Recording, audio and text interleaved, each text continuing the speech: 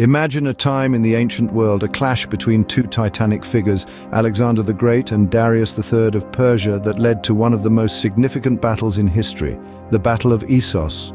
Picture the world around 333 years before Christ. The Persian Empire, a colossal power, stretched from Egypt to India, while a young, ambitious Macedonian king, Alexander the Great, set his sights on this vast expanse. On the other side, there was Darius III, the Persian king, who was determined to stop Alexander's relentless march. The stakes were high, the tension palpable. This was more than a battle for territory. It was a clash of ideologies, a struggle for supremacy, a fight for the future of the known world. This was the setting for the Battle of Issos, a struggle for power that would change the course of history. The strategic location of Issos played a crucial role in the unfolding of this monumental battle. Nestled between the rugged Amanus Mountains to the east and the deep blue Mediterranean to the west, Issos was a narrow strip of land, a geographical bottleneck that constrained the movements of the massive Persian army. Darius III, commanding a force that dwarfed Alexander's in sheer numbers, found his advantage nullified by this geographical quirk. The narrow coastal strip simply didn't allow him to exploit his numerical superiority. On the other hand, Alexander, leading a smaller but agile force, was able to maneuver and position his troops with greater flexibility.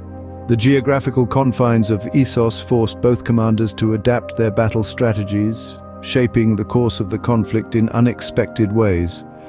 The geographical constraints of Issos were a game-changer, tipping the scales in favor of Alexander's smaller but more mobile force.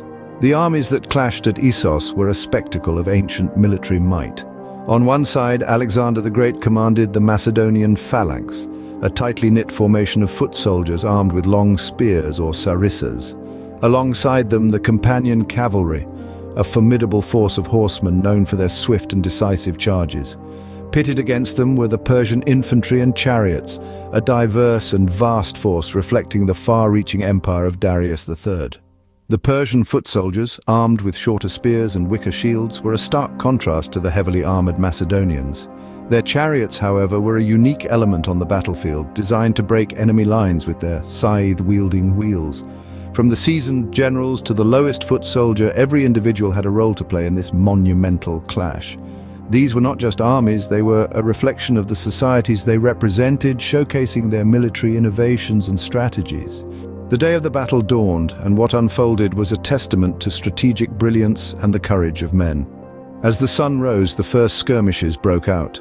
Alexander's light infantry and archers initiated the battle, firing volleys at the Persian front lines. The Persians retaliated, their arrows darkening the sky, but the Macedonian shields held firm.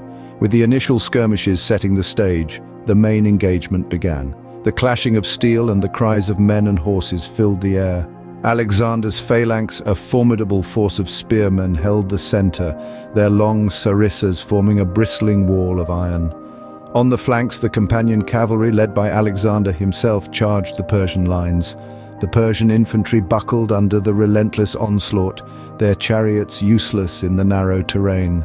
The Battle of Issos was not just about military might, but also about tactical decisions and strategies that tilted the battle in favor of Alexander.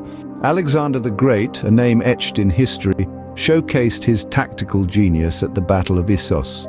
This young king from Macedonia, barely in his 20s, led his army against a Persian force that outnumbered his own. Yet it wasn't the numbers that decided the outcome of the battle, it was Alexander's strategic brilliance. He personally led the charge against the Persian line, a risky but bold move that caught the enemy by surprise. His well-drilled infantry, the Macedonian phalanx, held their line against the Persian onslaught, while his companion cavalry exploited the gaps in the enemy's defenses. Alexander's audacious tactics and his troops' discipline turned the tide of the battle in favor of the Macedonians. This decisive victory was a clear demonstration of Alexander's leadership and tactical acumen. Alexander's victory at Issos was a turning point in his campaign against Persia, cementing his reputation as one of history's greatest military tacticians.